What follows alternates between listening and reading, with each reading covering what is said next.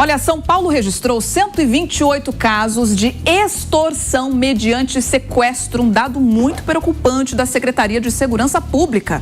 David de Tarso tem as informações ao vivo. Esses números representam o retorno de um crime que em alguns momentos e algumas regiões já estava esquecido, mas que volta a trazer alarme porque ele cresce. Inclusive com o Pix, com o telefone, com o celular conectado à conta bancária. É um dos indícios, né, David? É um dos pontos que os criminosos costumam ir atrás. Bom dia. Muito bom dia a vocês, bom dia a todos que nos acompanham. Exatamente, então a gente viu alguns episódios acontecendo no começo desse ano, como por exemplo, aquele caso da mulher que estava saindo do supermercado quando foi abordada pelos bandidos. Por sorte, uma pessoa visualizou a situação e acabou então ligando para a polícia. Os policiais realizaram a perseguição e ela foi jogada do veículo em movimento na região de Osasco. E isso aconteceu na zona sul da capital paulista, ali na região da Chácara Santo Antônio, região essa do Morumbi.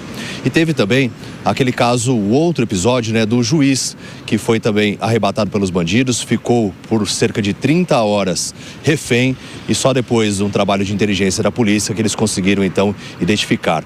E esses episódios que têm acontecido no começo do ano chamam bastante atenção porque normalmente, né, os bandidos, como que eles têm feito nessas ações? Eles visualizam alguma pessoa, assim como eu estou aqui utilizando o celular na rua, pede para desbloquear e muitas vezes acabam levando então o equipamento e pedem a senha para realizar as transações via Pix. Só que tem casos em que as pessoas elas são arrebatadas por eles, são feitas refém e dessa maneira são obrigadas a realizar diversas transações, porque alguns aplicativos de banco, para você conseguir fazer o desbloqueio, é necessário o reconhecimento facial. E por isso que eles acabam pegando essas vítimas. Eu conversei com o delegado responsável pelo Departamento de Antissequestro, Fábio Nelson Fernandes, que deu detalhes sobre como eles trabalham e também sobre o golpe do amor, porque ele ainda tem acontecido, caiu significativamente, mas ainda são episódios registrados. Por isso a gente vai escutar então a entrevista com o Fábio Nelson. Vamos acompanhar.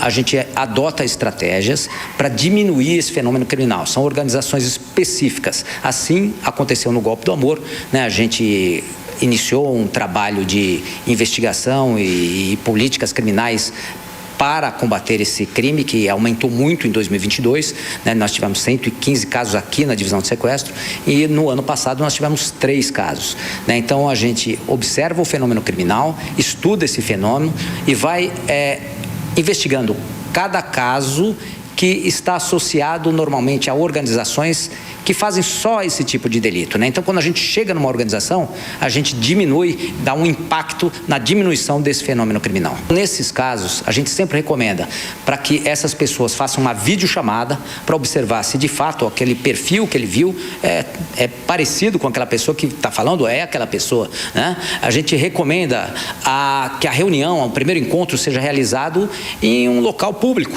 shopping center, um restaurante, porque vai mitigar esse tipo de prática. Nelson Kobayashi, a gente tem aí 2 questões.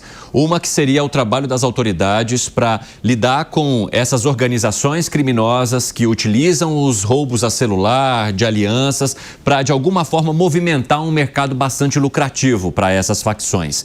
Mas tem também a necessidade de conscientização sobre os golpes em que as pessoas ainda acreditam na lorota de alguém e acabam perdendo bastante dinheiro com isso.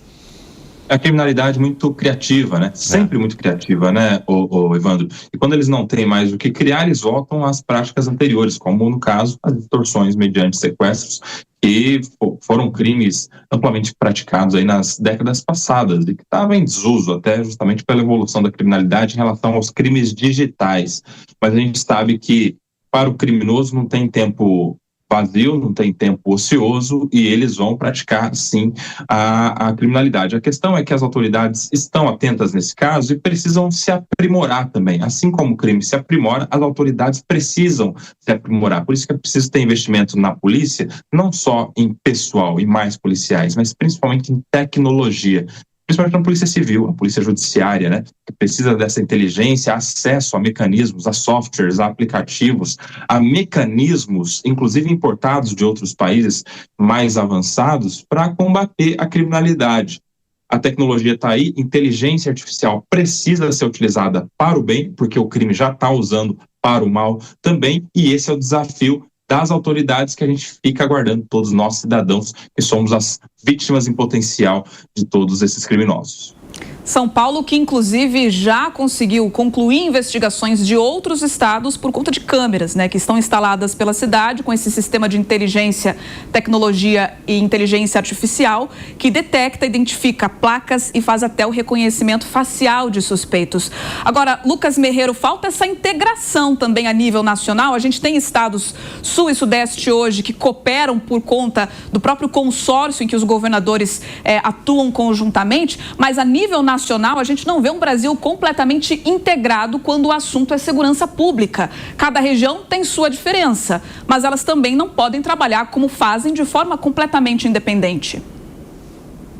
Com certeza, essa integração, essa utilização da tecnologia é fundamental. Aqui em São Paulo já se mostrou um certo sucesso aí na implementação de câmeras para você identificar criminosos, ou eventualmente a prática de crime no momento, também você consegue ver ali tudo que aconteceu direitinho. Então, toda essa utilização de tecnologia é muito boa e essa integração que você colocou, Beatriz, também seria fundamental. Agora, eu acho que falta também uma ação, e a gente pode cobrar especificamente também, não apenas o presidente da República, que eu sempre falo aqui, que não tem a menor vontade verdadeira de combater o crime organizado. O PT é um aliado histórico dos interesses das facções criminosas. Mas aqui em São Paulo a gente tem que cobrar o governador também, né? A gente viu, tem uma queda aqui de casos de extorsão e tal, mas o governador Tarcísio não fez nada efetivamente concreto para combater o crime em São Paulo de forma mais dura, como tem que ser feito, e reduzir significativamente os índices péssimos de segurança pública que a gente tem hoje. Aliás, o que o Tarcísio fez no final do ano passado foi reduzir a verba para o combate ao crime organizado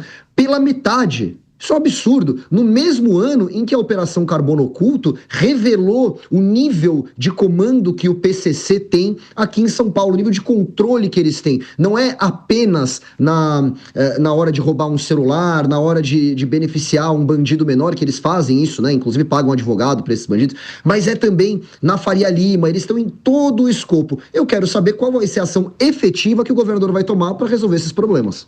Valeu, Lucas Merreiro.